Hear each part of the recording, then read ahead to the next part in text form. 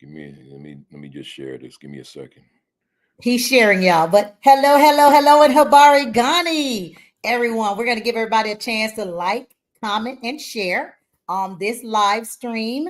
As you guys know, this is something that we do every year now. This is our third year. And so getting ready to make sure it's on our personal pages, make sure our colleagues have it to share. But you can find us on Black Educators Rock Inc.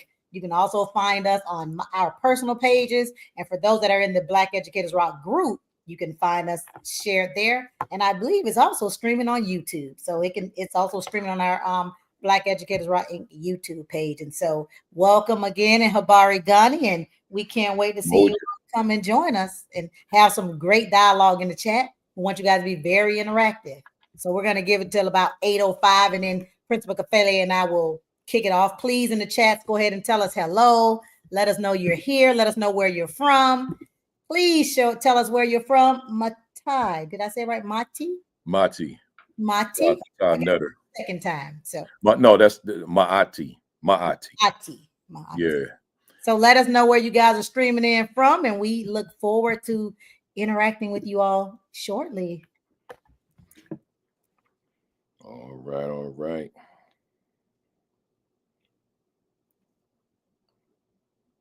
Yep, so I see it on here on my page. You should see it on yours, Principal. Yeah, I'm on mine. Yeah. Mm-hmm.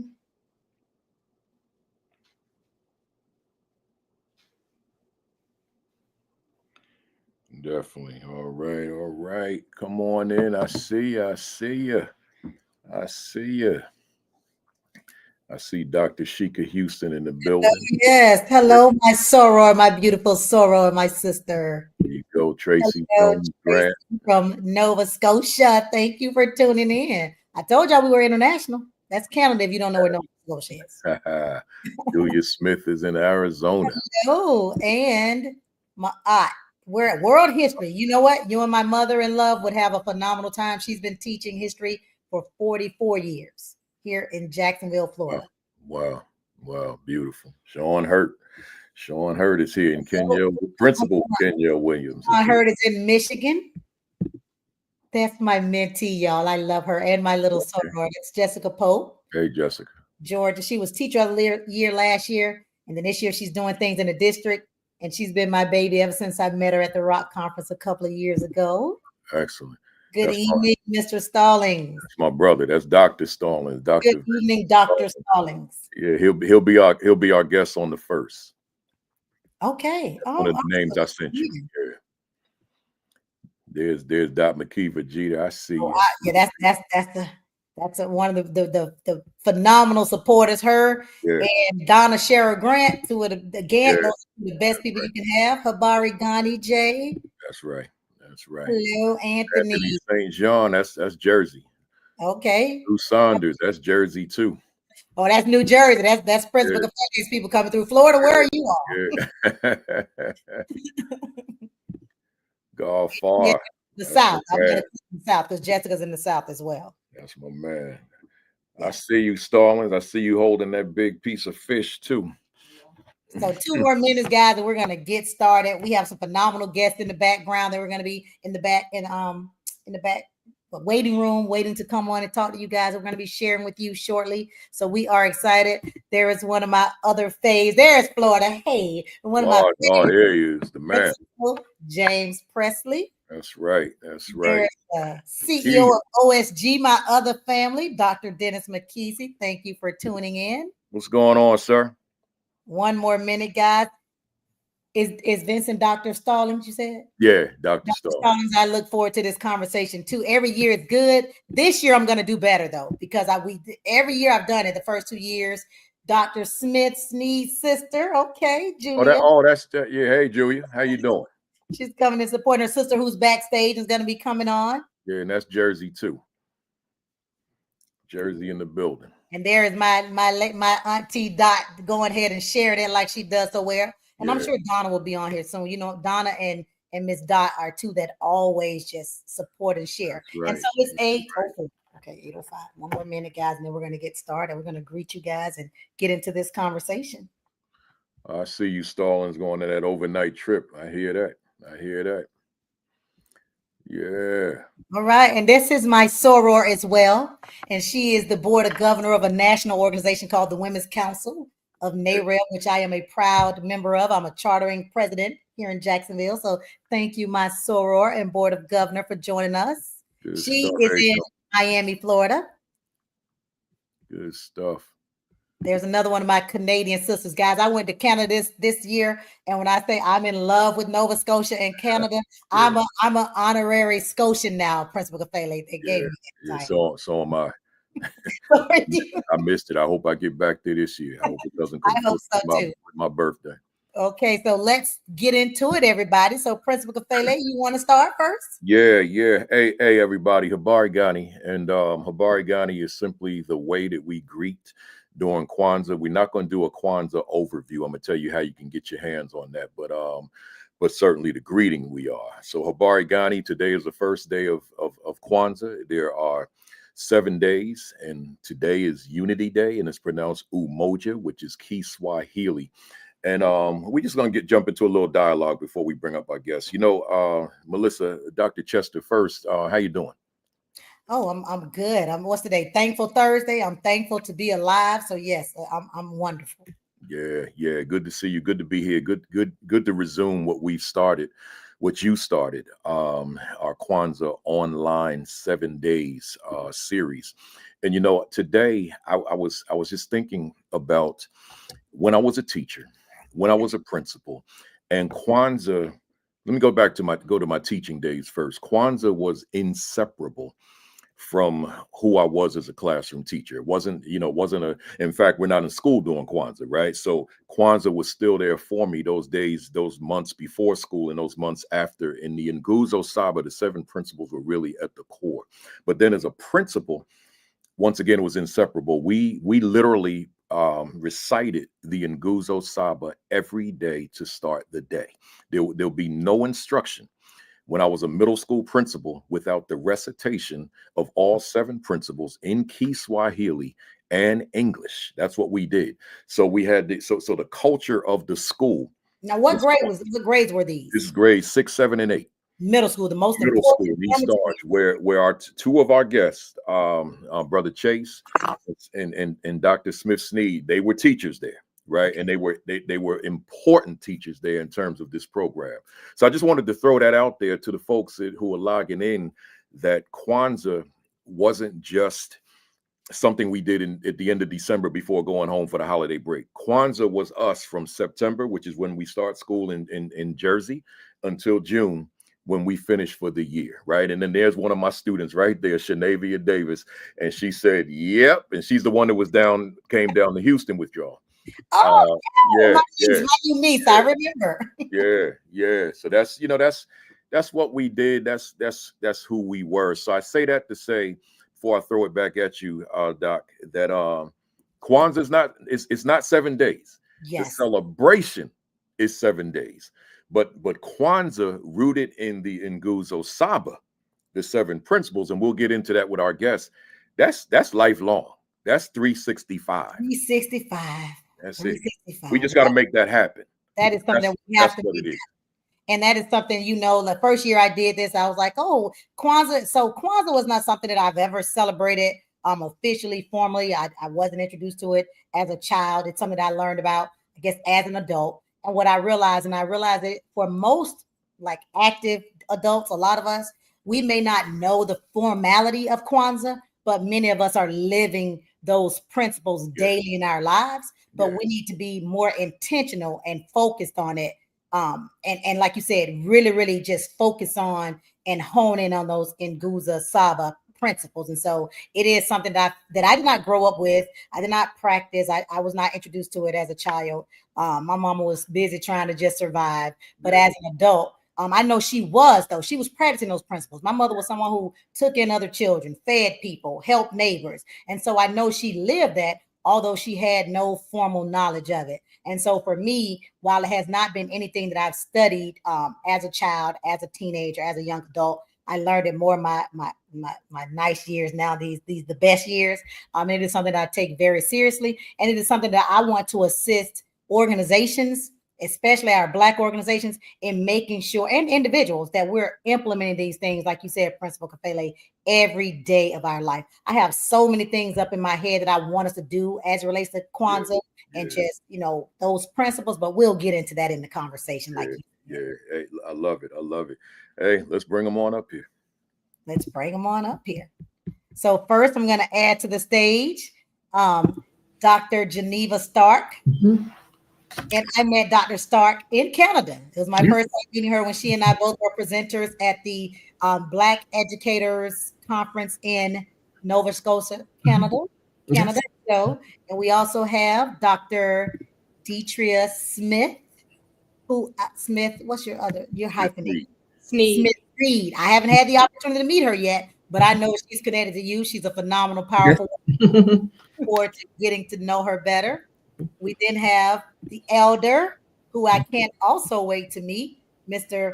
Otto Bakari Chase. And then we have someone that's here locally with me in Jacksonville, Mr. Mike Grubbs. And so welcome, guys. Habari Ghani. Habari Ghani. Umojo. And let me say this real quick before we go. Chase is probably the youngest one on here. He just got that gray beard. you one of those. You're one of the people that fool people with the gray. Okay. That's why I laugh. Yeah, I know. You're younger than me. Okay, little brother. I guess I'll be calling you little brother. Okay. I think that. So we're gonna have you guys to introduce yourselves, right, Principal Kafele? That's how we're gonna start.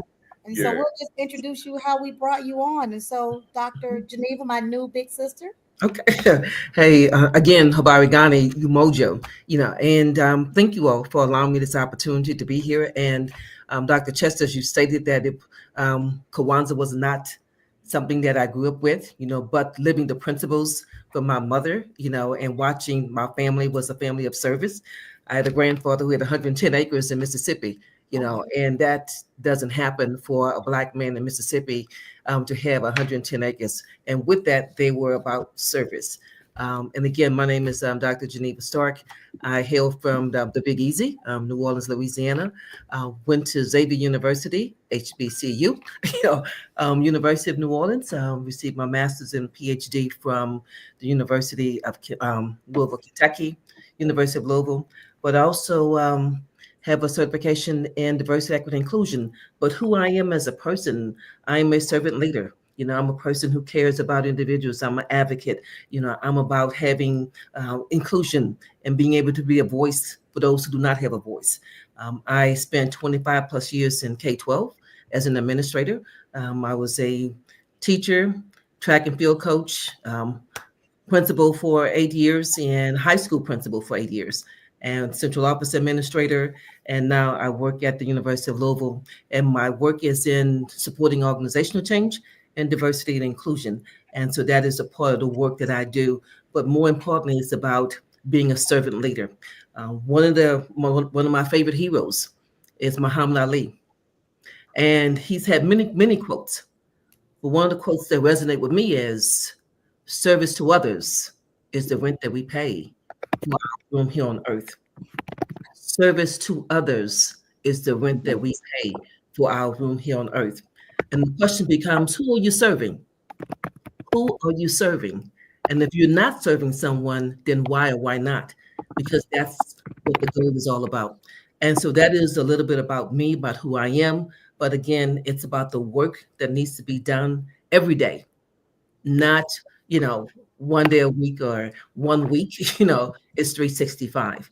And again, it's what's in your heart. And more importantly, who are you beyond your degree? Who are you beyond your title? Who are you beyond your money? Who are you beyond your privilege?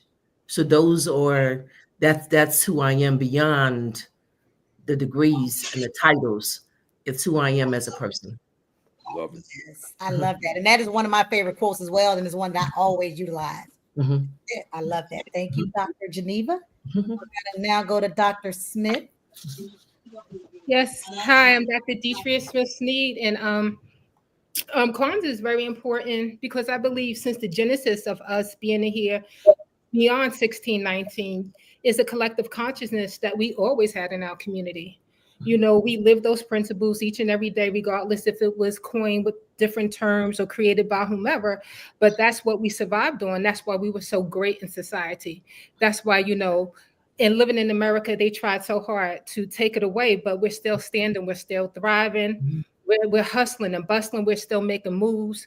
We have a great presence not only here in America but globally. We are the global superpower culturally in the world. So we are doing great things. You know, in America, you know, they created Kwanzaa because they wanted us to have something, you know, that we can all reflect, pay homage to our ancestors, celebrate us, and just focus on those great principles each and every day. And we live that. We definitely live that. I've been celebrating Kwanzaa since college, attending and being keynote speakers for different Kwanzaa celebrations and festivals. And it was just highlighted when I became a social studies teacher with Brother Kafele and Brother October Kari over there. And it was just a great experience. You know, we lived in a world where African-American presence, experience, history, love, all the principles of the Ngugo Saba was a part of our everyday experience. And I kind of got spoiled by that, you know, but when you go to different districts, and a lot of people don't have that consciousness, you kind of have to navigate a little bit differently. So it's a great opportunity to be here today, to again be in the presence of, you know, my two great brothers, Kafele and October Bakari, and my new friends here that we're meeting today, and I'm sure we'll meet again in the future and be a part of this. But I've been a lifelong educator. I've been a middle school teacher for 11 plus years. I've been an administrator, central office administrator, vice principal for the last 15 years. So I've been in this work for a long time. And I feel like, you know, the reason why I'm here is because I'm God's masterpiece, and this is where He wants me to be. And this is where I'm effective, that I'm making a difference, that I'm investing in our greatest investment, which are our children, our community. And I'm here for it. You know, I'm here until it's time not to be here anymore. That's how I'll introduce myself. Love Thank it. you, Dr. Smith-Sneed. We so appreciate you. And you know, you said it, like you said, this is something that culturally, this is something that has been embedded in us, whether we were doing it formally or not. So thank you. Atta? Yes, peace and greetings, everyone. First of all, thank you formally, Dr. Chester and Principal Kafele, for adding me to this esteemed panel. Peace and greetings to my sister, Dr. Smith-Sneed. We were in the trenches under Kafele's leadership, and it was a great time. You know, so I'm really honored and you know, overjoyed to be a part of this conversation. Kwanzaa, for me, I actually learned it in high school. You know, I was actually raised in East Orange, New Jersey, and then I went to Newark Tech High School that Principal Kafele ended up being the principal of, not when I was there, but I learned about it in high school and has practiced it ever since. And it's like Principal Kafele said, and like Dr. Smith-Sneed said, we got spoiled under his leadership because we recited the Nguzo Saba every day. Wow. You know, and it was something that became ingrained even more so. We not only lived the principles, talked the principles, but we taught the principles, then reflected on it with our students. I mean, it was such a magnificent opportunity to engage in this concept that was created as a supreme act of self-determination by Dr. Karenga. So yeah, that was my immersion in it. And you know, I've observed Kwanzaa personally as a family. We actually just lit the black candle when I came in today for Umoja. And then on a community level, every day this week, I'm in a Kwanzaa. My son is a phenomenal drummer. He's performing the next 3 days. I'm a chauffeur for him. So Kwanzaa is, in terms of the celebration, not just something that I live personally, but then we are immersed in it. A little bit about myself. I'm in the midst of my 26th year as an educator. I think I am the youngest on the panel, but my grades are part of my years of my journey. And I open with peace, and I always say peace. In fact, we use the Kemetic term hotep in greeting our students, but then I also say peace. And peace represents this acronym: proper education always causes elevation. And that's my mission, to use education to elevate my community, specifically through our youth.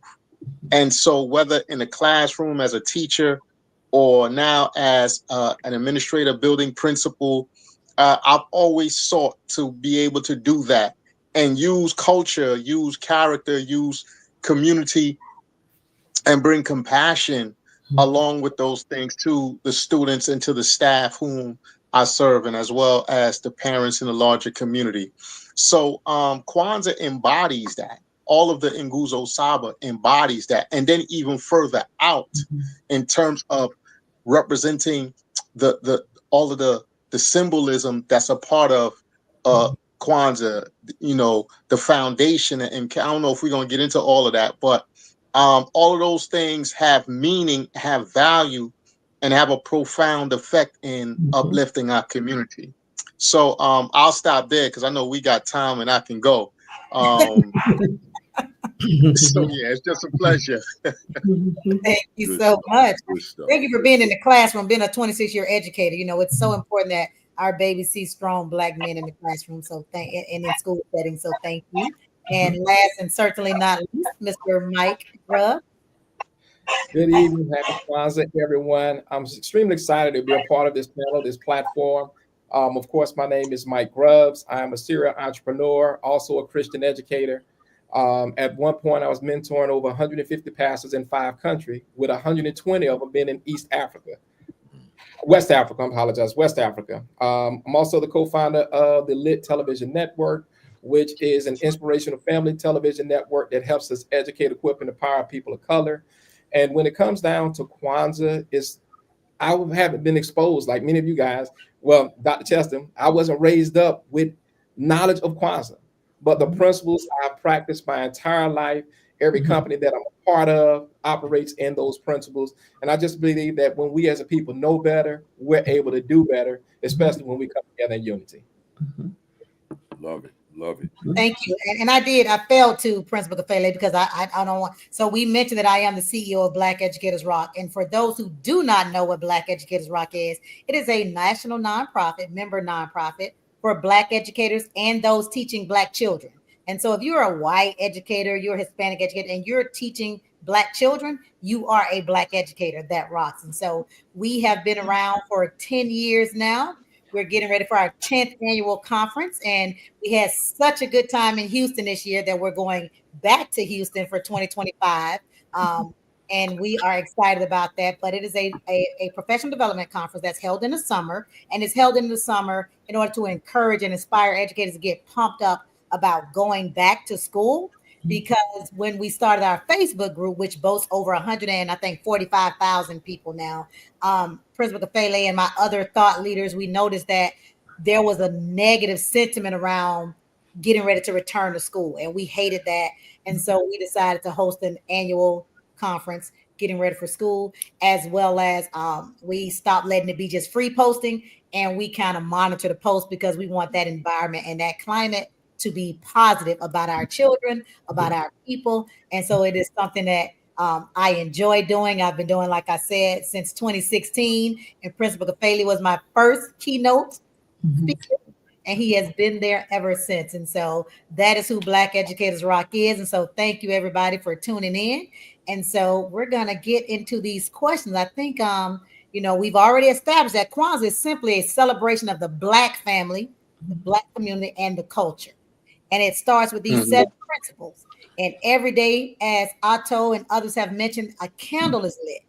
And that first candle represents that first principle, which is umoja, right? And umoja, that's the one that is the first foundational principle. It says without it, all other principles suffer. So we're talking about tonight unity. And we know that there is no better time than to be having a conversation about unity in the Black community. You know, we're coming on. We're not going to talk about it. It's not going to be our topic of conversation, but we're coming off of the heels of a major presidential election. You know, a lot of people are exhausted. They're disappointed. They're hurt. And so no better time than to revisit and to reawaken those 7 principles in us, beginning with unity. And so, Principal Kafele, I'm going to turn it over to you. Yeah, good stuff. That's a good segue for me too. And as I said in Dr. Chester and I's opening, we you know we'd love to get into all the principles and all the symbols and so forth and everything that Kwanzaa entails, but time just doesn't allow it. I want to throw this book at you. This is an older version, but it's called African American Holiday of Kwanzaa, written by the founder, Dr. Maulana Karenga. This book is much thicker now. This is in fact, let me show you another one. This book you'll never find anywhere. If you find it sold somewhere, you'll probably have to pay a lot of money for it. This is the first book he wrote on Kwanzaa, published in 1966. Right, this is the original. It's very thin, and then he came out with this one later. But there's a thicker one now. You can get that, but then you can go online. But I'm always cautious of when I'm talking about who to read. There's a lot of good stuff out there, but focus your energy on the founder, right? Dr. Maulana Karenga, and he's still very much alive. Two PhDs. He's just a wealth of information. But look at the books he wrote. Look at the videos that feature him, etc. Doesn't mean that other folks don't have good information, but since he does have a lot of information out there, that's important. So let me move on. To the panelists, Kwanzaa, as you know, encompasses a lot. You know, we could talk about just Kwanzaa alone until tomorrow this time and not have exhausted the topic, right? But at the core of Kwanzaa, as you know, is the Nguzo Saba, the 7 principles of Kwanzaa. That is the core. Dr. Karenga will say he created the holiday so that we can promote the 7 principles of Kwanzaa, the Nguzo Saba, so that we can talk about that and live them. So if I can very quickly, for those that may be new to Kwanzaa, I'll just recite them very quickly. Umoja, unity. The language is Kiswahili, by the way, so I'm going to give you the Kiswahili first. Umoja, unity. Kujichagulia, self-determination. Ujima, collective work and responsibility. Ujamaa, cooperative economics. Nia, purpose. Kaumba, creativity. And Imani, faith. And Nguzo Saba, 7 principles. So my question, I'm not going to call on anybody just jump on in here, and anybody want to jump in it after the first person, please do so. Based on where you are right now in life, whether it be your personal life, your professional life, what does Kwanzaa mean to you? Either, again, personally or professionally. In addition, and lump in with that, what does the Nguzo Saba mean to you? Give us the short answers, only because I got a lot written down here as far as my question, and I'm sure that Dr. Chester does as well. So anybody jump on in here. Sure. I'll start off, and I'll just say this. My number one principle within Kwanzaa, collective work and responsibility. It's about building community. And today is about unity and understanding that we need to strive for and to maintain unity in our community. But for me, Kwanzaa has always been about rebuilding what we once were. And we are, and Dr. Smith-Snead touched on it, we are a great and a mighty people. We're an awesome people. And in fact, all the evidence shows us that we still are. So rebuilding that, stripping away some of the negative narratives that is out there about Black people as far as what Black culture is. That's not Black culture. This right here is Black culture. And rebuilding that Black culture, that foundation, is essential. So for me, that's a part of my life's work on a consistent basis. Love it.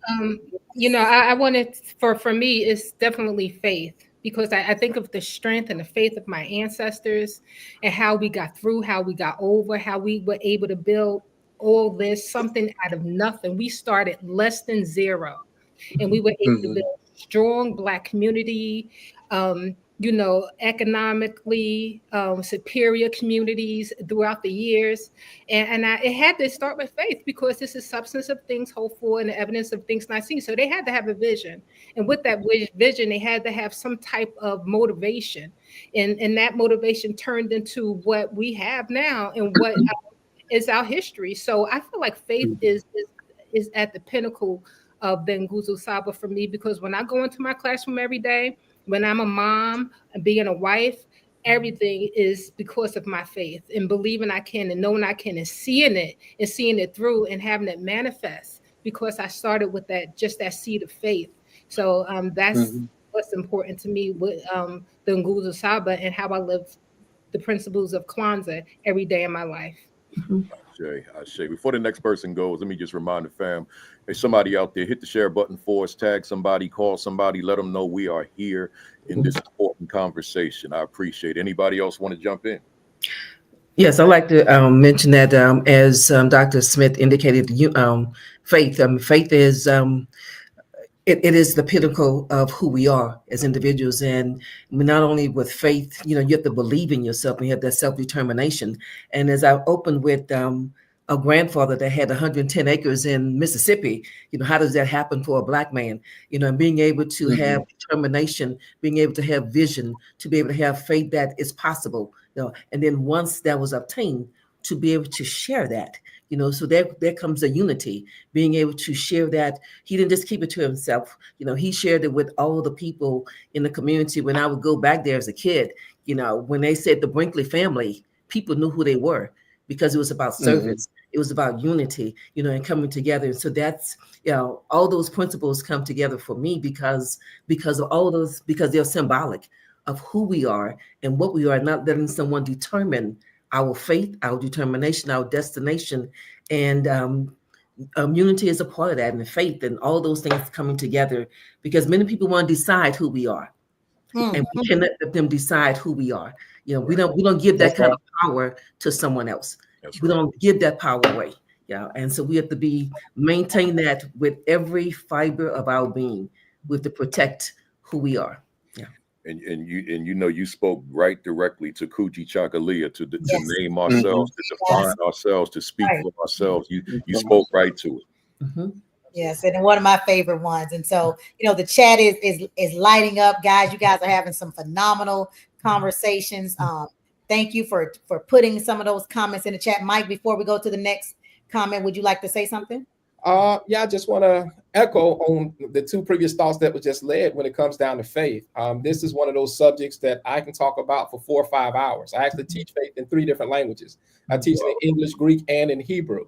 And when you look at faith from a Greek perspective, it literally deals with persuasion. But the Hebrew word emun or emunah, it literally deals more than with persuasion. It deals with the ability to put in action that which you believe. And so that means that when I speak something, or when I see something, or when I say something, there's action that has to be put behind it. And I believe that faith has 5 components. Faith takes place inside of your mind. Faith takes place inside of your heart. Faith takes inside of your mouth. It takes place inside of your actions, but it also takes place inside of your ability to believe, to release the hurt and pain that's been brought upon us, because that then becomes the foundation of our action. So when we're able to put ourselves in a place, in a position to really believe, to understand, to seek after that in which we say that we gravitate to, then it becomes the foundation for everything else to be built upon.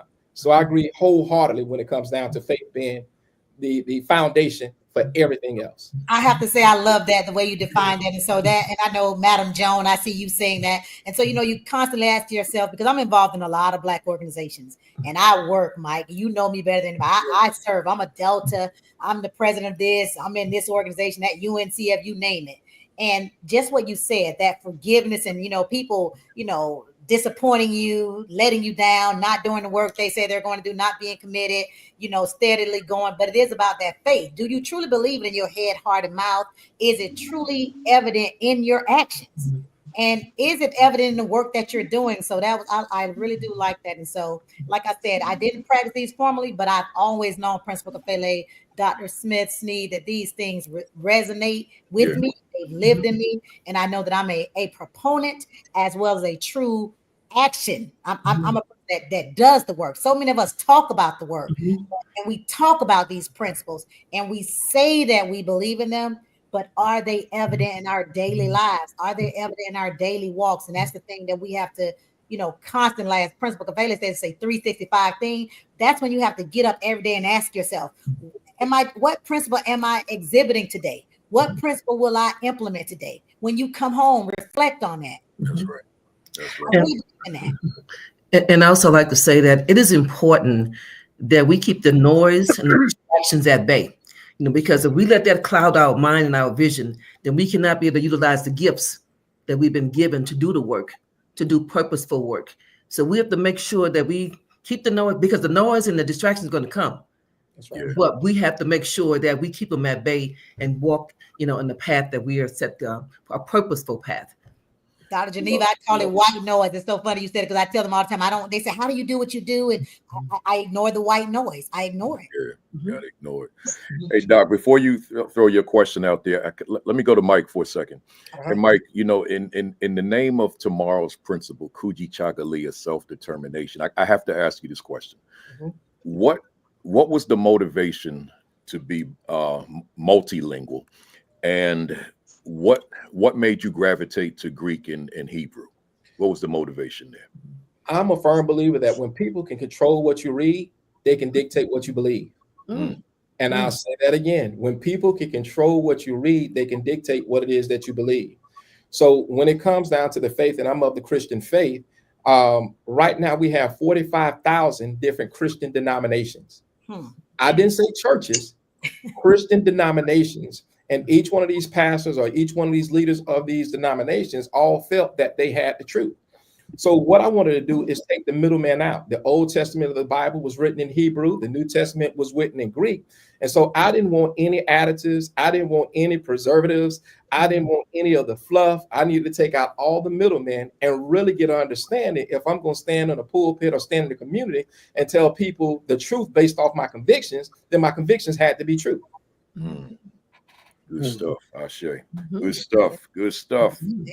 Appreciate that. It's all yours, Doc. So I think somebody was going to say something. Go ahead, and because I'm gonna talk about some of the comments in the chat.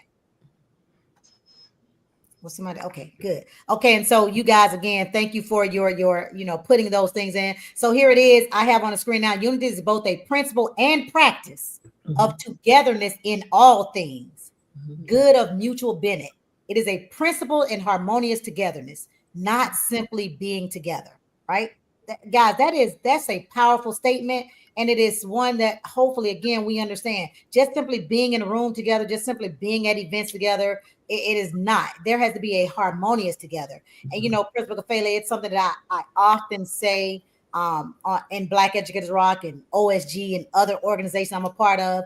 One thing I realize is that we as Black folks, sometimes we can't get to the crux of what's most important, is because we allow, as Dr. Geneva said, the white noise and distractions to prevent us from truly being a unified front, from being harmonious. I say things like, I use the analogy when I'm in real estate, when building a house, we can't build the foundation of the house because y'all already arguing about what color the walls are going to be, something that is of minute significance, and that'll break up the whole group. And now we're not building a house. And so we have to, as people, understand how important that principle and practice of togetherness is in all things. And so I just wanted to hear from those, like, when you're reflecting on that statement, how can you say that, those distractions have come in, but you can say, here an example, here's something that happens in my workplace or my family or the community, and these are the ways that I combat it, or these are some things that I say or do or meditate. So I just want to hear, how do you combat that thing with us when we're trying to do good and be good and do what's right, but that harmonious togetherness is not there. I would like to, what resonated with me when you talked about unity is it's just our divine consciousness of I am because we are, and because we Yeah, are. go ahead. That's divinity. That's more than Yeah. just what we see in this 3-3 world. We go into the fourth dimension, and we talk what our spirits known and what we have always been before the foundations of this earth. So when we talk about unity in this timeline of life, we're here because of purpose, and that's what get the distractions. Because what is the goal? We see everything around us. We see all the reasons why we can't, all the reasons why we can fail and stuff like that. But when you go into divinity part of who you are, that empowers you when you think about what Right. is what work we have that has to be done. We can't do it if we don't have each other. I am because we are, Yeah. I, and we need each other. We need each other for everything in this life. We have to get past of what we see, what we hear, who we don't like, what our feelings, our emotions tell us, but we have to look at the bigger picture. When I look at life as an investment, and when we do a lot of things, we don't talk about sacrifice, because when I think about sacrifice, I think about like a low vibration type of feeling. But when I think about investment, I think about the high vibration, being my authentic self. So in my authentic self, I'm investing in my community. I'm investing in people who like me. I'm investing in people who need my help and my purpose, and why the Most High put me in this place at this right time, specifically, presently. And I am because we are, and we are because I am. And that's reciprocity. That's reciprocity divinity. Yeah. Come That's one of on. my favorite words again, Dr. D. Reciprocity. Yes, thank you. Anybody else? So, yeah. Oh, y'all done started something. I am because we are Ubuntu. I want to add this to it. That also includes those who are not here, our ancestors. Right. We stand on their shoulders, right? And one of the things that we just had a conversation briefly about faith, and I'm going to touch on the word belief. That's a part of that. There used to be the statement, seeing is believing, but it's not about seeing. Believing brings about what you're going to see. You have to believe it first, and then you see it. And our ancestors believed in where we are today, and we're seeing it. So we have to believe in who we're going to be tomorrow, who our children and children's children are going to be tomorrow, and then we'll see it. And I like how you use low vibration and high vibration, because that's the purpose of studying our story. Because when we study our story, they didn't always see this, but once they believed it, they put it into thought, became word, word became action, action became habit, habit became destiny or lifestyle. So when we do these things, our children and their children are going to do it also. And I think we think that it's not being cemented. We think that it's not being replicated, or it's not being done. But I beg to differ. And I would dare say we are thriving in these United States, in this world, in the midst of all of what we've been thrown up against. I like to use various. I'm a hip hop head. I'm from the hip hop generation, right? We were talking about house music earlier, but Nas has a song with the Delphonics on his album Untitled, and the title of it is "They Can't Stop Us Now." No matter how hard you try, you can't stop us now. And it epitomizes who we are, even in the midst of whatever we've gone through. And I say all that to say, we believing in the righteousness and the understanding of our struggle, we're going to be all right. And no matter what just took place November 5th and what's to come, believing in who we are and what we've always been, we're going to be all right. Let me stay with you for a second, Brother Otto. The second half of Ubuntu, and because we are, I am. Therefore, I am. Therefore, I am. I want you to speak to this. And because we are, therefore, I am. So I'm that I at the end. I am. but I don't know who we are. And because we are, therefore I am, but I don't know who we are. So who is this am that I'm supposed to be? Right? Speak to that when I don't know who I am. You know, it's funny. I'm gonna start with myself, and my name actually, Ato Bakari, is Swahili. My mother gave her last 3 children African names. Mine is my middle name. My first name is Hubert, but my middle name is Ato, and Bakari was added later, and it means brilliant of noble promise. Brilliant of noble promise. In school, there was no subject I couldn't dominate outside of math. I never tried to. I used to, only thing I wanted to do was to play ball. So I got C's just to get on the field or on the court. But I wasn't showing my intellect, but I was brilliant and of noble promise. And when I began to learn my story, I unraveled the mystery. I just say it this way. History, we learn, is typically his story. Correct. But my story is a mystery. So when we unravel the mystery and we learn, just to put it in local term, knowledge of self, knowledge of who I am, once I gain my identity, oh, wait a minute. I wasn't from yesterday. I wasn't from 1619. I'm from 6,000 years ago. I'm from the base of the pyramids. I'm from, so when I begin to learn my story, and I connect to who I am, that link then becomes stronger. And I realize, and again, I'll put it in the lyrics of one of my favorite artists, Rakim. He said, with knowledge of self, there's nothing I can't solve.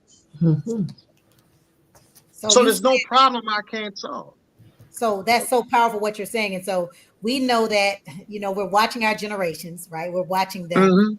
And there's this collective, oh, we're in trouble, the generations. But, and I constantly say, Dr. Geneva, listen, we can't fault these children because it's on us and the generations before us. And so we're doing a lesser and lesser effective job of imparting that knowledge and history of our ancestors to our young people. And then we're confused why we're getting the actions and or inaction from our youth that we're getting. And so I don't know, Principal Kafele, that was something that I guess, because we're talking to a lot of educators, that something I wanted to put out in the atmosphere. And it's something that it's really more so a statement and a challenge that, listen, and Principal Kafele, you say this all the time, but you have to learn who you are in order to be able to teach our children. And so we have to do a better job of understanding who our ancestors were, who we are as a people, that we can impart that on our young people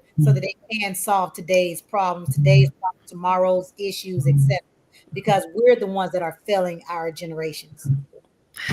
And I concur with that because I believe the young people are saying, who has our back? Who's standing up for us? Who's taking care of us?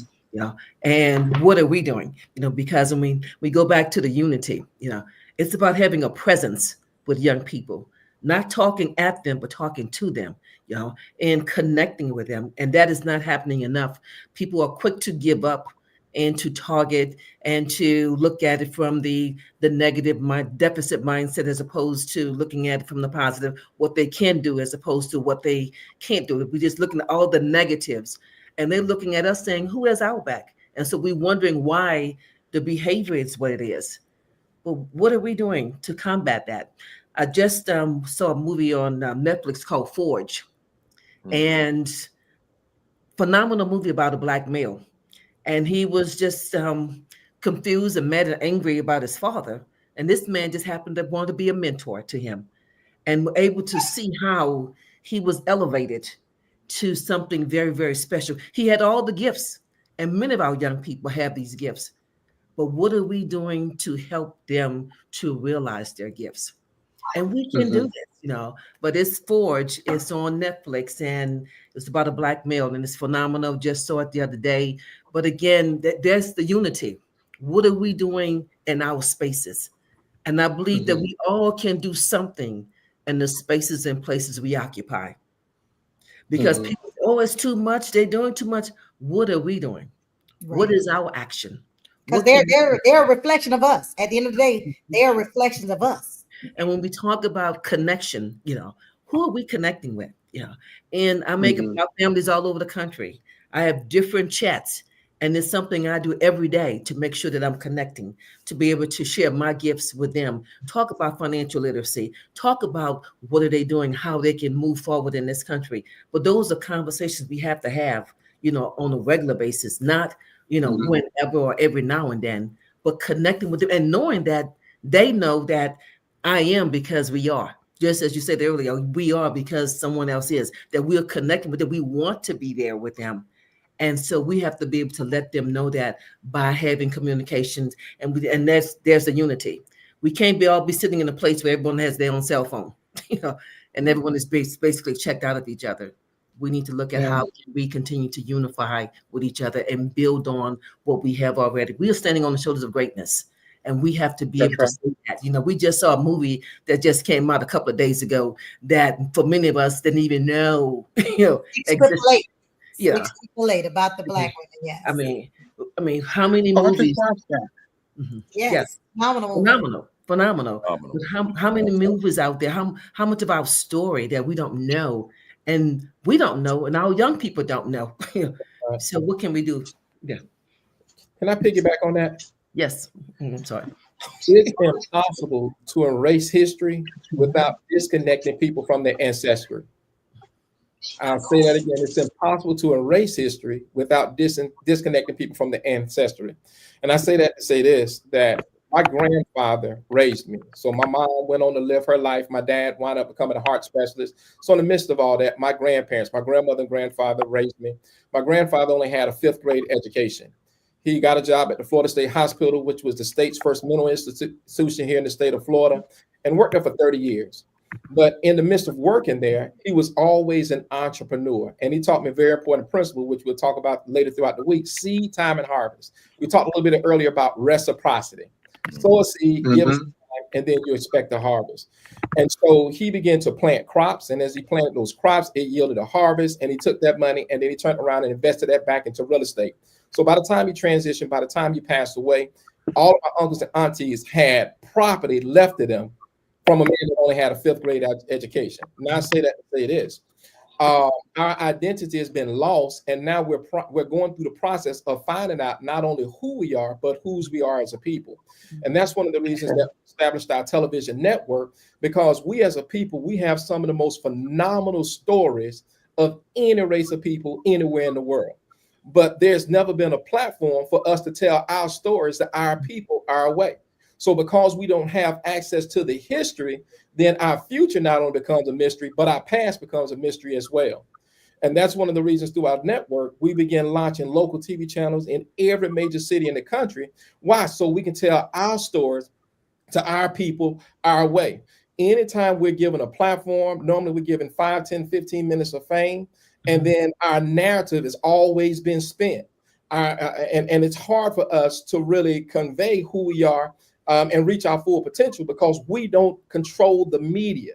But we just got through talking about 2 movies that was on Netflix on a different platform that allows us to see ourselves. But do you know how many stories we have? All of us and grandparents have done phenomenal things, made contributions inside of their community, inside of their neighborhood, inside of their families. And that we exist allow us to tell our story to our people our way. How do we access your platform? What's the name of it, and how do we access it? It's called Lit TV Network. I'll say it again, Lit TV Network. Make sure you put network at the end of it. If you have a Roku device, we're on Roku. If you have a Fire Stick, we're on Fire Stick. If you have Android, we're on Android TV. Or you can visit our website, which is www.littvnetwork.com. And LIT is an acronym. It stands for Leveraging Information Together. We just believe that if we know better, then we can do better. And it's just so important for us to be able to tell our story to our people our way, because nobody can tell our story the way that we can. And the way he said that, guys, and so Lit TV, that is something that, you know, we're trying to figure out how Black educators around, how we can. At one time, we were trying to do that years and years ago, prior to COVID, Dr. Geneva. We were trying to have channels and internet channels, and so that we had, you know, educators being able to share their knowledge, their resources, you know, consultants, etc. And so, as he stated, we have to be able to tell our stories. You know, it makes me think about our next principle, to name ourselves, you know, to define ourselves, etc. And so, this is a platform that allows us to do that. So, thank you for that, Mike. Yeah, I appreciate that too. I'm definitely going to explore. Thank you. Hey, yes, sir. Hey, Doc, who's next? Me or you? You. Okay. let me go this way. I want to get deep with y'all. Today's principle, umoja, unity, to strive for and maintain unity in the family, community, nation, and race. I have thought about that principle since the day I learned about it in 1984 when I was 23 at Kane University. And there's another piece to that, you know, again, family, community, nation, race. There's this other piece that I'm obsessed with, unity of self. Let me tell you what I'm meaning by that in this context. There's a self entity, a person like us, and then there's one's Blackness. I'm putting this in the context of Kwanzaa. So you got this entity, this individual, and then you've got this Blackness of individual. But I want to unify the two as one, so that I, as this individual, that entity over here, have this intense love for the Blackness inside of me, right? In which, in my mind, transfers to this intense love of Black people because of my love of my Black self, right? And I think that that's a conversation that we're not having enough of. And curious, without me going deeper into the way I've conceptualized this thing, I'm curious about your thoughts about the unity of self and one's Blackness into one that I love. I'm aligned with my Blackness. I love my Blackness, and because of my intense love of my Blackness, I love Black people, and I love being Black. What are your thoughts? Come on, y'all don't all speak at once. I'm ready to go. You're not. I'm ready. So, that's a powerful question. And as you were speaking it, I thought about several things, which is swirling around the internet streets, if you will, because there's a serious question about Black identity or African identity, right? And I heard a sister address it in this way, which was you know, refreshing to hear. Of course, race is a concept that was created by Europeans. There's no such thing as race, right? And then there's a nationality. So, for example, Black is a identity marker, but American is the nationality, or Jamaican or Guyanese or Trinidadian or Puerto Rican or Dominican or Haitian. Those are the nationalities. But within those different nationalities, within that diaspora, there still can be this thread that tie all of us together. And there is a thread that tie all of us together, not just the melanin. So that nationality part, that identity part, is the Blackness. But what you reference, man, is so much more than that. So when you are fully immersed in understanding who you are and have a love of self, you can't help but to love your brother and to love your sister. You can disagree with your brother and your sister, just as you will have disagreements with your physical brother, biological brother and sister, but the love transcends that. That means you're willing to endure stress, strife, whatever hardships, because the love allows you or makes space for you to endure that. So I come back to that also with our students. I think Doctor was talking about it, because we have a lot of people in front of our students who don't have that unity of self and are quick to dismiss and discard our students because of the mistakes and the studently inexperienced things that they do. But having a love of self means you're going to love your brother and your sister that are also younger than you. And you're going to discipline them. You're going to direct them. You're going to guide them. But you're going to love them, and they can receive that. And when they receive it, I laugh. I work in alternative education. So my students, my students don't receive it first. They receive it later. They get emotional and they get upset first. And then they receive it. But I make sure, or I try my best to make sure my love permeates all that I do and when I address them. So I'll leave it there. I love it. That was Anybody else want to jump in? Well, when you mentioned about love of self, and that was something that came natural for me early on in my life. And even as I stand 6 feet, then that is a problem for many individuals, because many young ladies that classmates or people that know, they would hump over or bow down, but they weren't in tune with their height, or their blackness. And for me, it was in my family roots, it was you walk tall, you walk strong, you are who you are. And that resonated with me early on. But I saw that, in other individuals, that the lack of self. And sometimes because of that, and Dr. Chester, you mentioned sometimes the white noise, sometimes it could be the black noise, as well, that come in the way of that.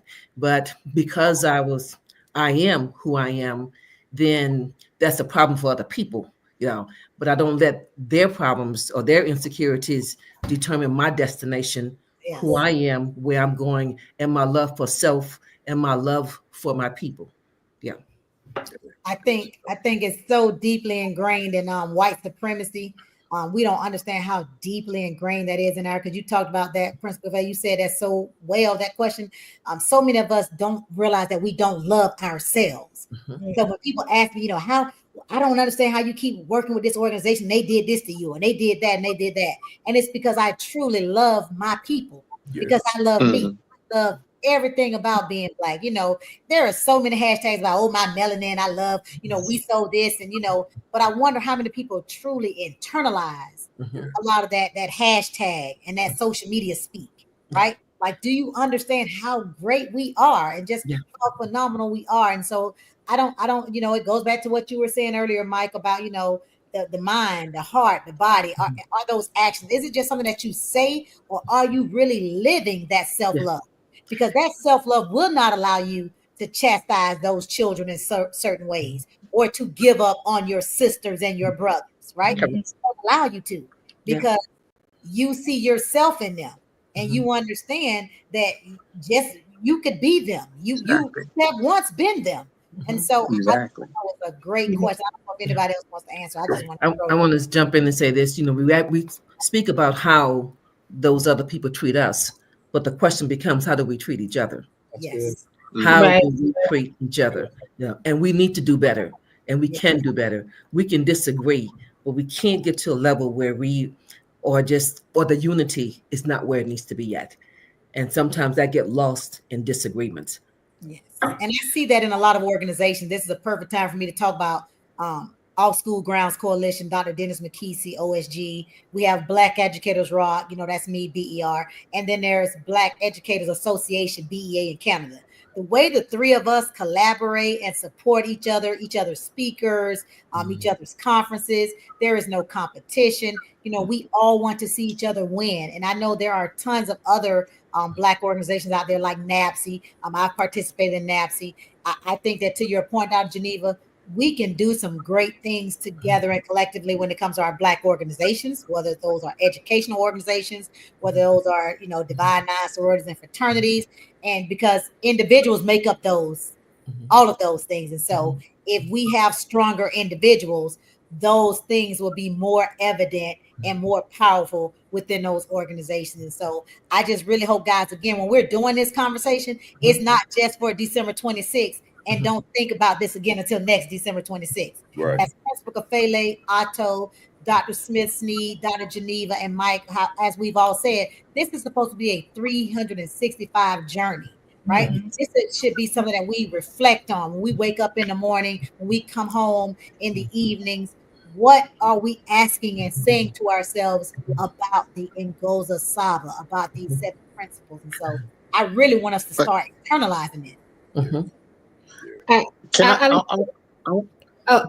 I love to tell people all the time, you know, I'm black all the time. It's never going to change.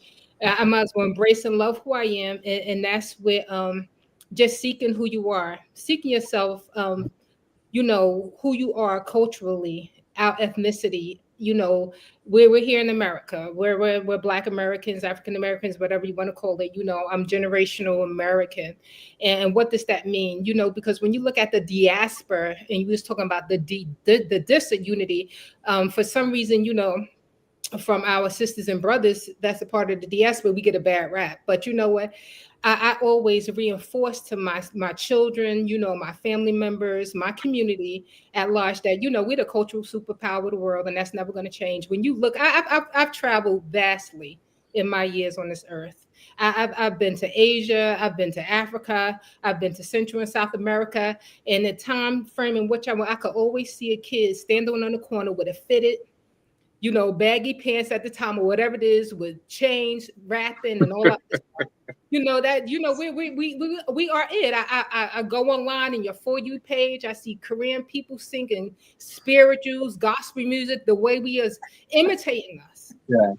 You know, and that, you know, one part of me like, gosh, like, you know, everybody want to appropriate our culture, but the other part of me is like, that's the greatest compliment, imitation, right?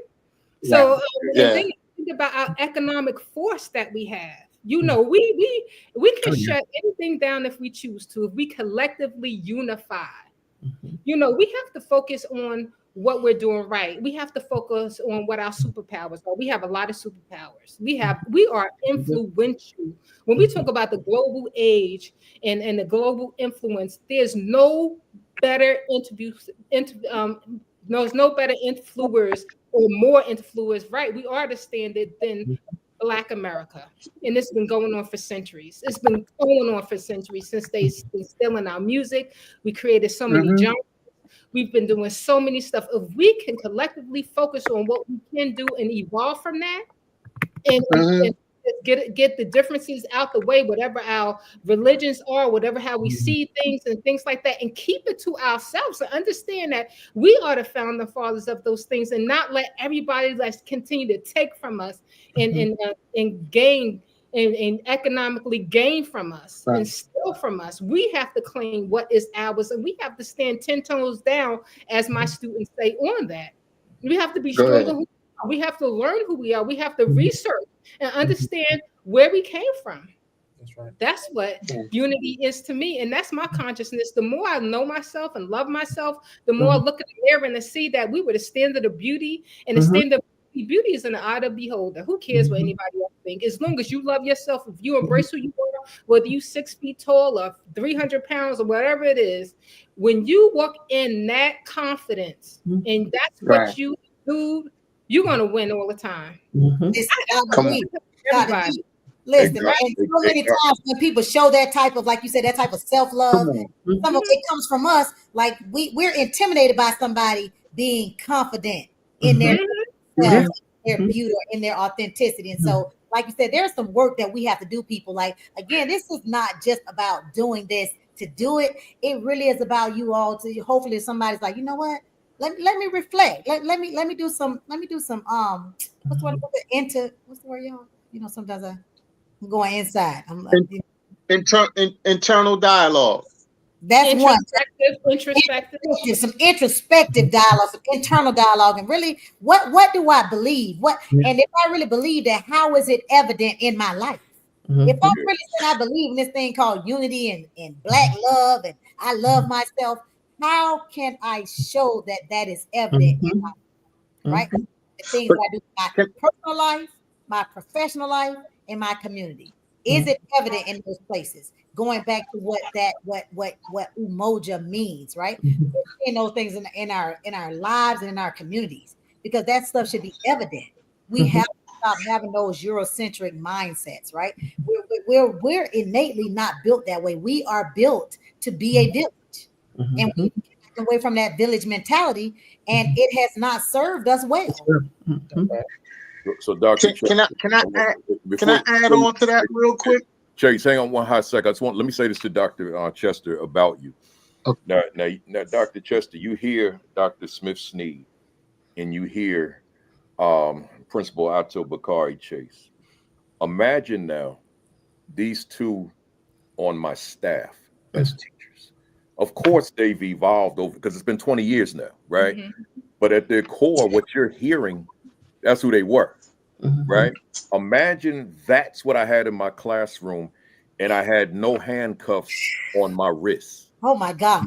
Right. I can only imagine how great. Yeah, see, I had nobody up top saying to me, "Yo, you got to fall back." I didn't have that, right? So now you talk about results. They're getting results. Matter of fact, let me see if I can pull this book. It makes me think about, and you said 6th, 7th, 8th graders. Behind a lot of stuff. So there's a book that I'm going to assume that there are people on this call right now who have probably heard of it. It's called Nile Valley Contributions to Civilization by Dr. Tony Browder. It's a college level book. That's the book right there, right? So Chase and another teacher, Ted Bowler, wrote the curriculum, and that was a 7th grade course. Wow. That's a college level course. And then, as we called it back in them days, D. Smith. So Dr. Smith-Snead, she's teaching out of Malefi Asante's book, Dr. Malefi Asante, Journey to Liberation, grade 8. And I think you did a little 6 in there somewhere, but grade 8 for the most part. So imagine you got that type of teacher using that kind of material, and the principal has nobody saying you can't do this. Right. So they know I left the school very much prematurely because I got cocky and wanted to take what I was doing to another district. We'll leave that for another conversation. Where we were at that point, there was no school in the state of New Jersey of comparable demographics that was doing what we were doing. And that's a district of 600 plus school, a state of 600 plus school districts, right? But when you got teachers of this caliber, and we had others who are getting the work done, oh man, the sky's the limit. Oh my God, I can only imagine how those students are, how self-assured they were, how they were working in unison. I mean, they're a generation of adults that were impacting and are impacting their communities because of what you guys poured and sold into them. And they're all on Facebook, and the three of us see them all the time, and they give us relentless praise from back when they were in 8th grade. They adults in 6th, 7th, and 8th grade. They're adults now. But the praise never stops. They haven't forgotten. Because they never got anything like that in high school.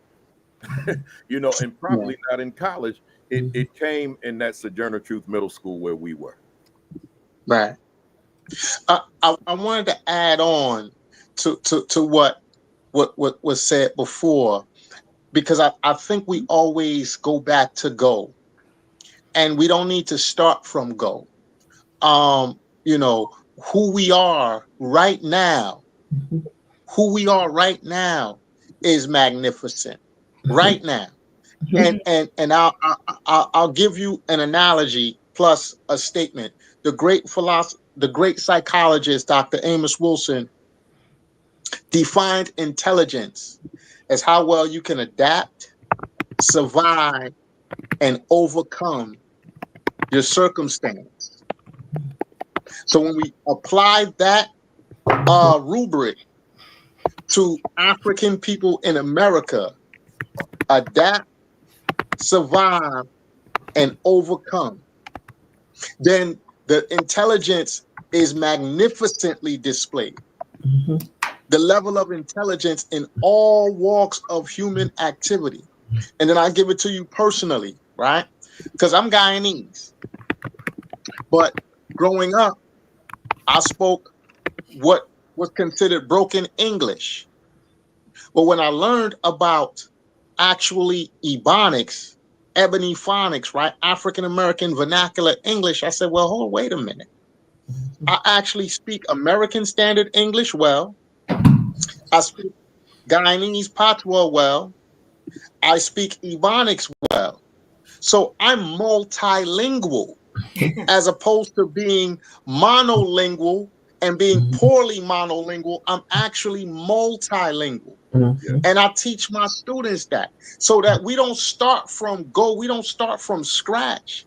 We're actually already ahead. I mentioned we stand on we stand on the shoulders of giants, men and women who have did the work, who've laid the foundation, who sacrificed. So we are ahead of where we think we are. And I want us to have that particular perspective, because when we think we're starting from scratch, we're thinking from, oh man, here we go again. No, not at all. We're actually thriving in 2024, going into 2025 as people of African descent in America. We are thriving, you know, and another piece to put on it, I hate the word minority. Oh, yes. I hate the word minority. You know, it's strategic and intentional. Right. Because we are the global majority people on the planet Earth. We're the global majority. But I just saw this thing on Black Excellence. Just 10 years ago, the population was 36 or something million. It grew something percent at from 13% to 14.2%. So so physically we are growing, right? So we're not at zero. And I just want us to understand that. And you know, for the audience out there, where we starting right now is at a great place. Don't believe the hype. Yeah, it goes right into what tomorrow's principle is: to name oneself, to define oneself. Like, stop believing the narratives that are being written and told about us. We are the ones to tell our stories. We are the ones to define ourselves. And so, great point, Ato. Great point. Thank you, Principal Kafele. Where we going? Yeah, I'm looking at the time, and I know I don't want to keep them on here all No, night. 9:30. I always say about 9:30 is good. It's a solid amount of time. Hour and a half. An hour is too short. Y'all know me on Saturday. I overplan. We I doing got so much on this paper, but let me just throw one more. That's why I ate before I came on. Yeah. let me throw a school question at you. I'm thinking about Umoja, but I'm thinking about the staff, right? We're going to throw a school question at you. What are your thoughts relative to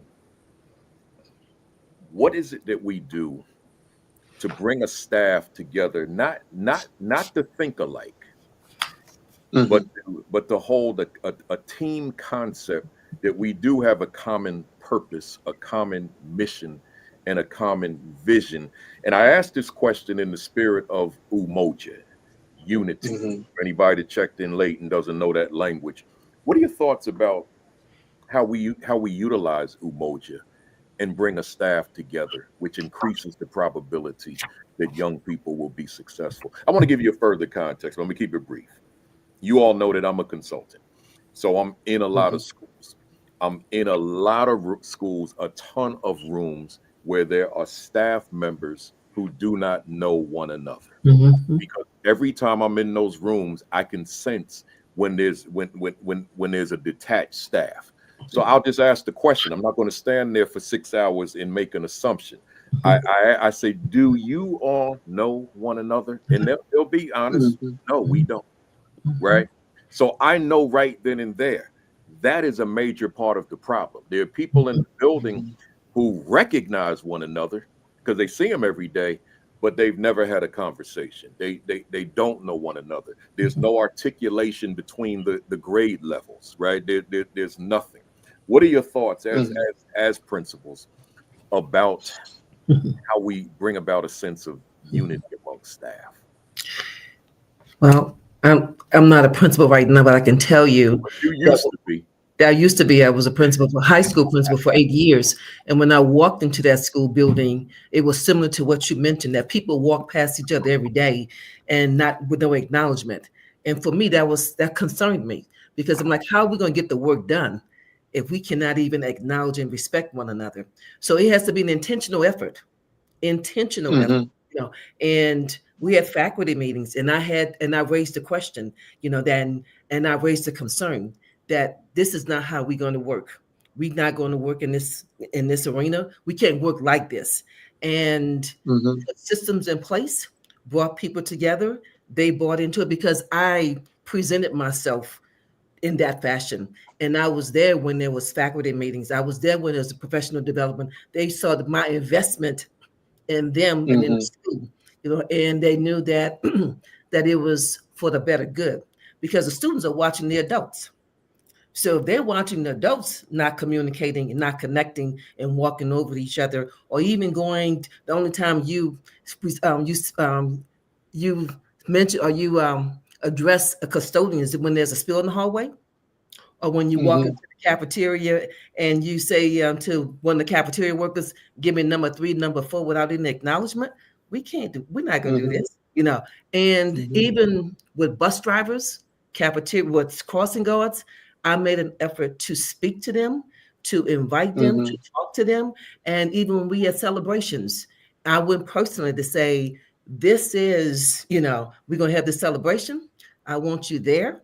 But I went there to myself. And so they realized that. I say, hey, y'all know that I like to dance. So I need a dance partner and I need you there, And even bus drivers that say, no one had ever invited me to anything in 15 years, in 20 years since I've been there. And I can tell you, 15, 20 years later, we have a database of over 150 of us that's still connected. So it can happen, but it has to be intentional.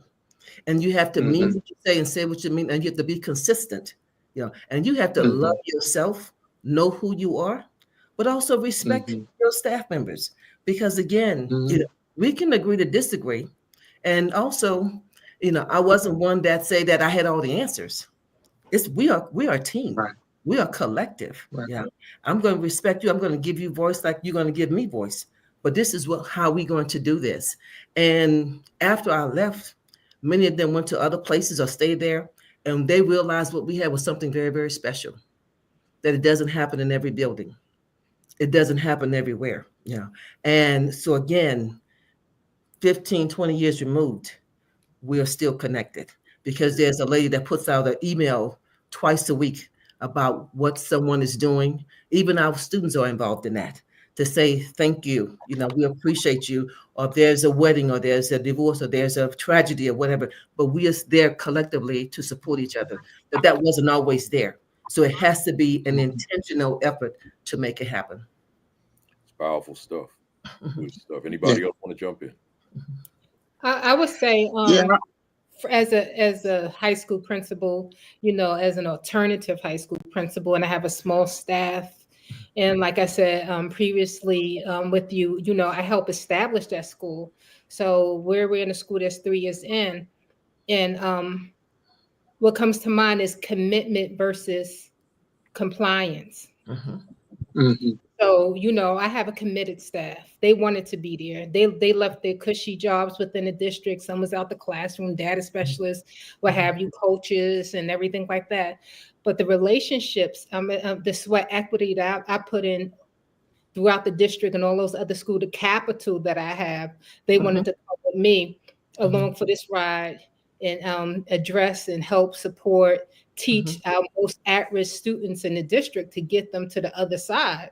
Not only, we want them to have a diploma, but we want them to be on a pathway, outside of them just graduating. What is it that you want to be? You want to enroll in a college, you want to enlist, you want to be an entrepreneur, you want to be an employee.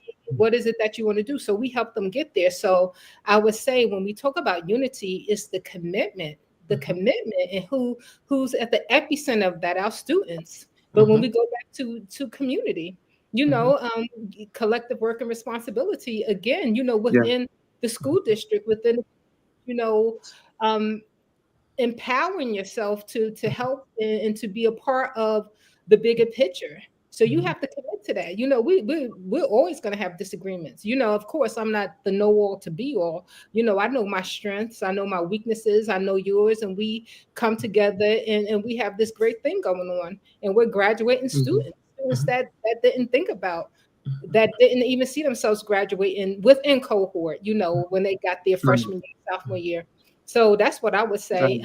In unity and is commitment. Be committed. We can all comply. We comply all the time because we want a paycheck twice a month. But when you commit, is that's a real investment. Investing into human beings, investing into your souls, and putting them on the right path, or help putting them on the path. And like you said, the return, where sowers. I remember going to church as a little girl, and they had a group in the number one Black Baptist church in Jersey City, at the time in the 80s. And we had a group called the Sowers, and it was a group of teachers who invested in all the students in the church and all the kids, and they had different things. We went to visit historically Black colleges every spring. We had career fairs, we had, FAFSA fairs and all those other things. And they sowers, and the whole premise behind that was that you reap what you sow. So when you sow into your students, you don't get you don't get to reap until years and years later. And the good thing about social media is that our students reach out to us, they friend us, they tell us how great we were, they give us our accolades and our praise better than any award accolades that you can ever get from any organization. When you have those students that you invested so much in to come back and tell you, thank you for being who you were to me, my mother, whomever, for nurturing me, for giving me advice, for listening to me, for correcting my behavior, for giving me constructive criticism.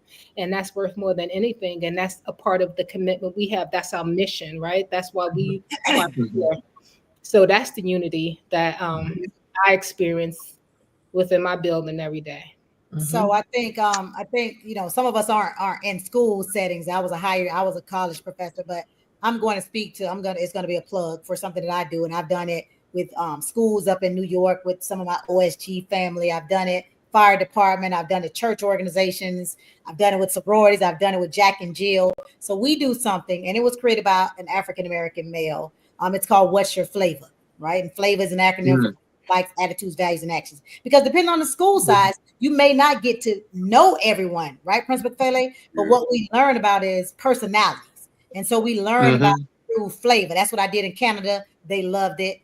We learn these 4 flavors: spicy, salty, tangy, mild. And so what happens is when they're having conflict or they're not knowing each other, like when the conflict, they use it to say, oh, you know what? Dr. Chester's just spicy. She's spicy. So that's why she talks with her hands and she's loud and she's, Dr. Geneva, she's salty. That's why she's worried about the timelines and the deadlines, because she's salty. It becomes this thing where, they identify with the flavors and they're not so personal. They're not so offended.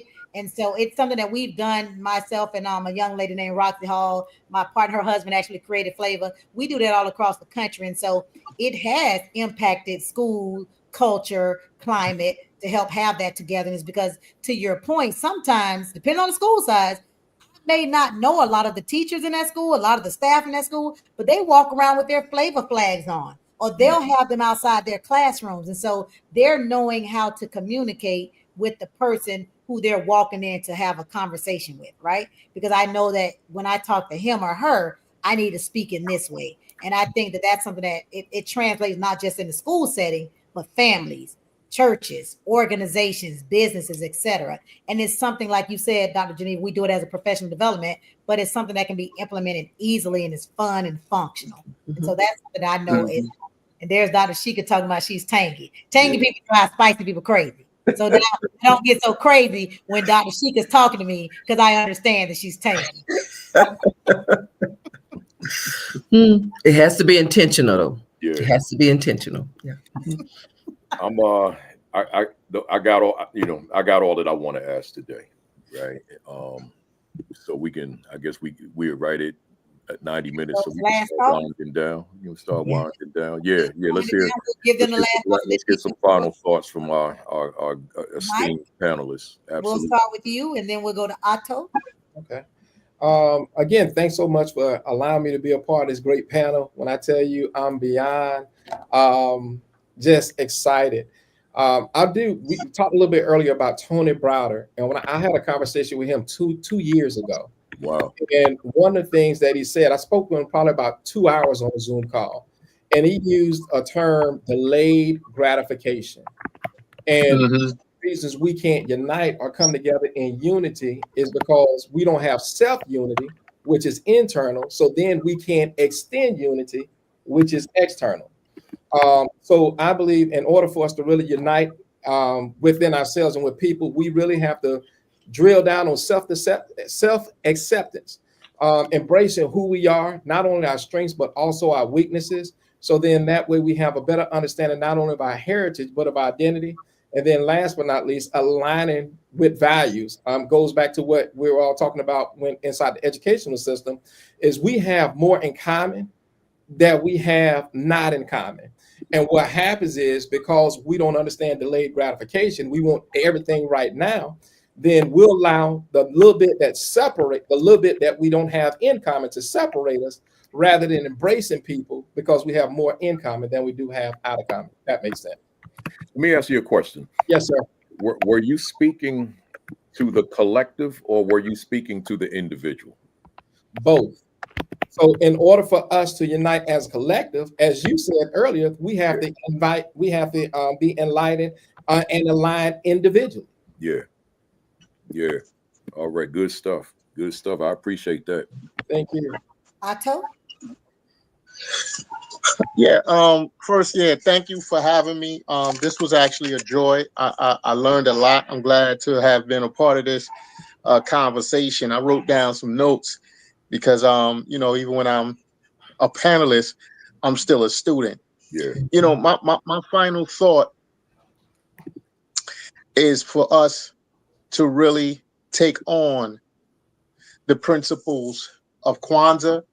And, it's 7 and Nguzo Saba.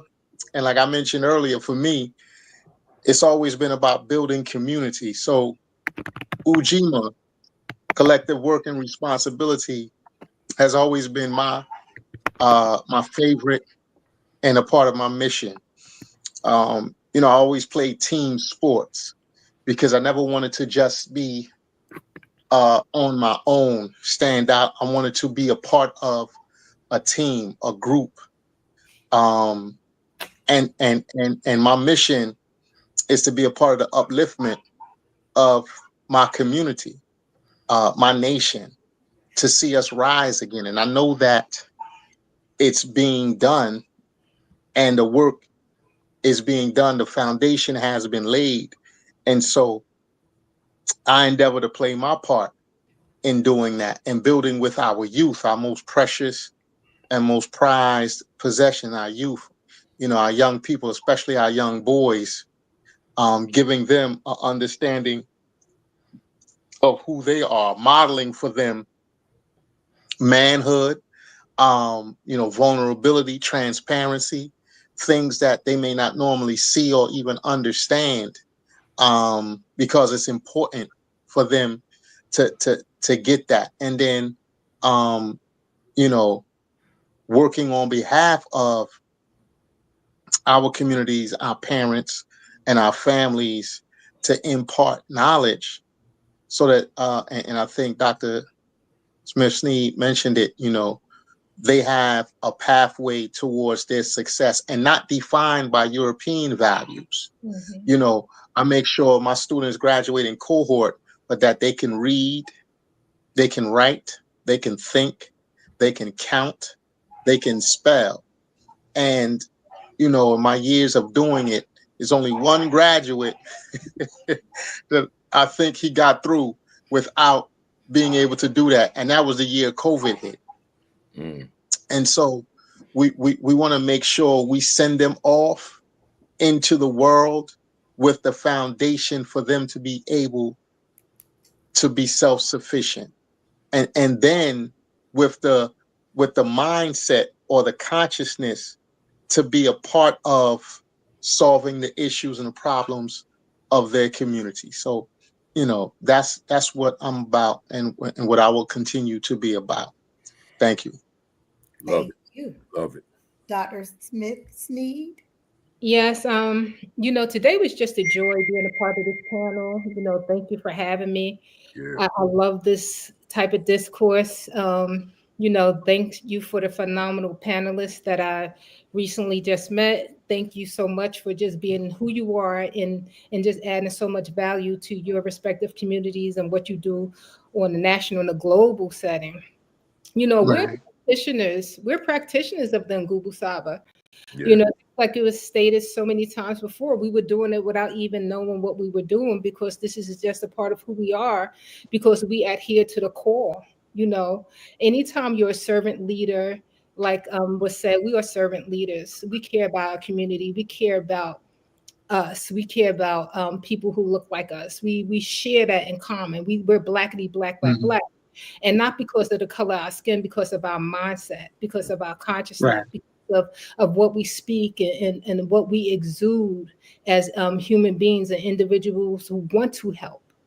When you and when you align yourself with people with like minds and successes and you know, we talk about struggle, but we think about how far we have come and how much our ancestors and our elders invested in us to be in this position to evolve higher and higher, even though, you know, the problems are different, even though they seem more tragic. And you know, we've been infiltrated in different ways, but we're still thriving. And you know, I just want to remind everybody that you are powerful. Walk in your power, Mm-hmm. believe in yourself, see yourself as the Good. most I see you. You will never lose. We're winners, and you just got to remember you can only if you decide you are going to. But every day I wake up in the morning, I decide I'm a win, and I'm winning every day. Mhm. Thank you so That's much. right. I'm gonna leave that there. Shay. Love it. Dr. Yeah. Janine. Oh, good deal. Good deal. Yeah. And again, thank you all for the invite. Truly, truly appreciate it and meeting the other panelists as well. And again, we go back to unity and what does that mean?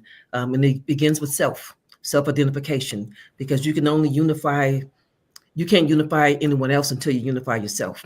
When they on the plane, when they say put the mask on yourself first, then once you put the mask on yourself and you know who you are, then you can go out and collectively help other people. And at the NAPSI conference, there was a statement that was made that we are not outnumbered, we are out organized, you know, and we Mm. can do this work. We're not outnumbered, we're out organized. And once we remove ourselves in terms of who gets the gratification, who gets the photo op, and we look at the work that needs to be done, and we look at our young people that's screaming for health, screaming for our help, you know, then we need to realize what's our purpose? What is our purpose? And again, service to others is the rent that we pay for our room here on earth. Service to others. So who are we serving? Because we all are here today because somebody helped us along the way. Somebody or somebodies. So who are we serving? And so we can't ever forget that, you know, that we are standing on the shoulders of greatness. And guess what? They did more with less. They did more with less. So we can do this. We can do this, you know. And so again, I am Dr. Geneva Stark Pittman. I am a servant leader. I believe, and I will continue to believe. I'm a fighter and will continue to fight in spite of. And again, the noise and distractions not going to stop me from serving my purpose and to be able to serve and to lead with gifts, because there are people waiting for those gifts.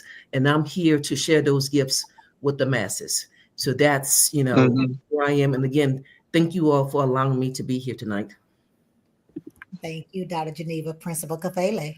Yeah, my comments are my broken record of 30 some odd years. I think it's about 36 years now that we can come, on the school level, we can come up with as many strategies, programs, reforms, and whatever else they want to call them for Black children, called closing, and I'll put these air quotes up, this quote unquote achievement gap, right?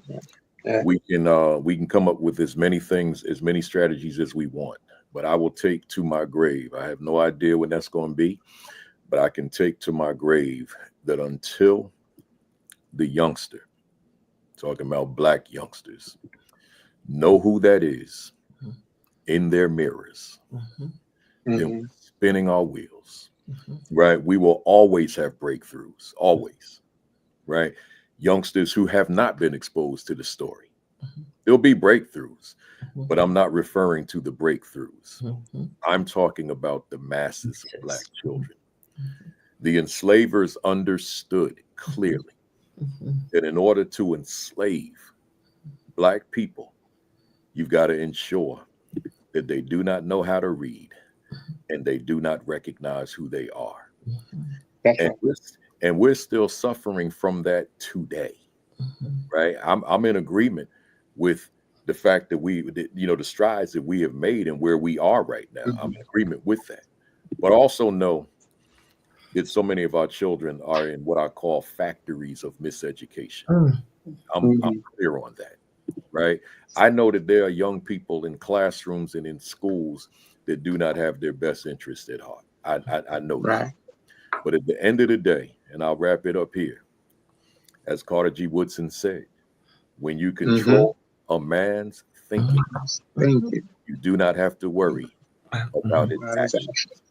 I've been working on a line. I told my wife this morning, I probably shouldn't share it here because I don't have it crystallized in my head, but I've been playing with that line in 2024 contemporary times, not to change it, but just in terms of the way I've been kind of interpreting it lately. Let me see if I can say it the way I want to say it. I'm still I don't even have it written yet, so it may not come out as solid, but let me try to debut it here. Dr. Carter G. Woodson said, when you control a man's thinking, you do not have to worry about his actions. I said along those same lines, when a youngster is exposed to systemic racism, let me say that again. When a youngster's dreams, I don't like how that's going. I shouldn't even have shared it with you. Yeah, when a youngster's dreams are subjected to systemic racism, you do not have to worry about his ambitions to be great. They have been compromised. See, so in other words, as long as that youngster's ability to dream has been compromised, because I have never seen, I have never been exposed to, I can't conceptualize my possibilities. I can't, as the cliche may go, I can't dream big because I don't know what's out there for me to dream about, right? So I'm saying that youngster has to be in a situation, whether that be at home or whether that be in school or whether that be wherever, that I'm exposed to the shoulders upon which I stand, right? Because as was said here all night, it doesn't start now. So what do I know about those who came before me, so that I understand my role along the continuum of life, right? So with that said, that's my thoughts. But let me say this before I turn it over to you, Doc. And you build on this for me tomorrow. I'm never going to say it's going to get better, because we here. We just going to have 7 solid days, right, of different speakers coming through every day. I'll let you talk about who the speakers are that are coming, the panelists, I should say, coming on tomorrow. But we went hard today. This was awesome today, phenomenal today, extraordinary today, and tomorrow will be awesome, phenomenal, and extraordinary as we explore self-determination, Kuji Chagalia. So I want to encourage everybody that's on this call, return tomorrow, but bring somebody virtually, right? Text somebody, share with somebody. If this is on YouTube, because I think you said it is, share it from there, wherever it is, because I only shared it to Facebook, but bring somebody else. Bring a youngster from your home, right? Or if you have a young relative that's somewhere outside of your home, have that person tune in. If they're trying to do something else, you know who the authority is in your household, right? So use it and have them just sit there, because there's a lot of youngsters that watch me on my platform on Saturdays because their parents require that they do so. They tell me about this. So just have that youngster come and sit down and learn, because whatever it is they're going to get this week, I can promise you, unless they have a Smith Sneed, a Otto Bakari Chase, a Janine, I'm calling you by last name, so a Stark, right, or Grubbs, we in trouble, right? You got to bring that level of consciousness with you. It's not just your knowledge, but it's your consciousness, and that consciousness that supersedes knowledge. Knowledge is important, but what is your level of consciousness with the children who are sitting in that classroom? I know I'm lecturing y'all. I'm getting ready to stop. What is your level of consciousness? I don't use that word woke. That's some new word that's taken on connotations. I go back to the old school consciousness. And what is your level of consciousness when you walk into that classroom and look into the eyes of those children? Do you see those children as being yourself? And do you bring that mindset that my students are at an advantage because I am their teacher? That matters, right? So with that said, I appreciate y'all. It's my turn. No, I know that. I'm signing off. Now it's you. You can't sign off until we're finished. So I'm signing off from lecturing. Oh, first what you said about the teachers. So it makes me think about, guys, at one time, only people who did not like our children, that did not look like us, were teaching our children, yet we still were great, right? Because we keep putting this focus on the classroom. And I know this is Black Educators Rock, but this is also about personal, professional, and community. And so why were we still great? Because those parents, grandparents, and village instilled in those young people that they were great, despite who was in that classroom telling them otherwise. And so we're focusing also on the classroom teacher and the school. We have to get back to the community and the village as well, playing a part in that. And I just go back to this, what's on the screen. Unity is both a principle and practice. It has to be evident in your works of togetherness in all things. And so I'm challenging you to first, again, like I started, do some introspection and self-reflection, and honestly assess, do you have a unity of self first? Do you love me? Do I love me? Do I love me? Because if I truly love me, then it's not going to be hard for me to love anybody that looks like me in front of me, be that a child, a colleague, a friend, a family member, my community members. And so I challenge you to think about that as we depart from our first Ngazo Saba Day Umoja. Umoja. As he stated, tomorrow is Kuji Chagalia, and it is self-determination. And we have Sharif El Mekki, who also has a phenomenal Black organization called the Black Male Educators Convening, BMEC. And they have an annual conference addressing that less than 2% of Black males being in the classroom. We have Dr. Chika Akua, who needs no introduction, who is, again, someone who is big in the culturally relevant pedagogy.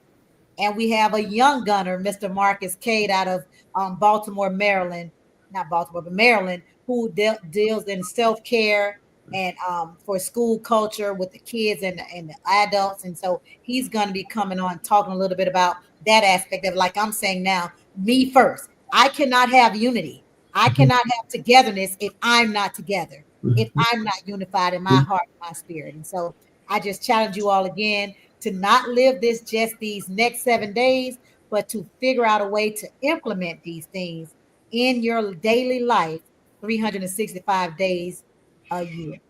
We look forward to seeing you guys tomorrow night. Thank you so much, Dr. Geneva, for accepting my invitation. Mr. Mike Grubbs for accepting the invitation. Thank you, Dr. Smith-Sneed and Ato for accepting Principal Kafele's invitation and sharing your knowledge and wisdom with our audience. And as they've been talking about in this chat, you guys were phenomenal. I look forward to the group tomorrow. And you guys, Habari Gani. No, how do you end? It's not Habari Gani. No, that's good. I mean, you can say it Harambe, but Harambe. yeah. Right. So Yes. we look forward to seeing you guys tomorrow night. Okay. Bye, everybody. Good night. Doc, stay on, Doc, so maybe you can holler real quick. Hey, Okay. y'all. Thank you, everybody. Okay. Yeah. Okay. Y'all go. I'm gonna say